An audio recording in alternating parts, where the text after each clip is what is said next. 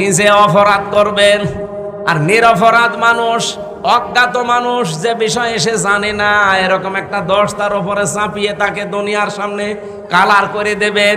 আপনি লিখে নিতে পারেন ওই গোনা আপনাকে দিয়ে আল্লাহ দুনিয়ায় করাবেই। এই কথা বলেন না কেন?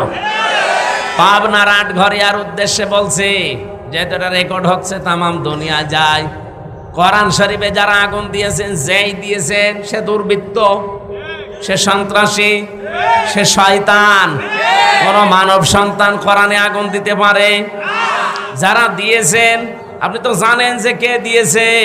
যেই হোক, যে দলের লোক হোক, তাকে আমি তাওবা করার আহ্বান জানাই। আর ও যদি তাওবা না করে, ওই রকম মানুষকে কেউ যদি সাপোর্ট করে, ও যেমন কাফের।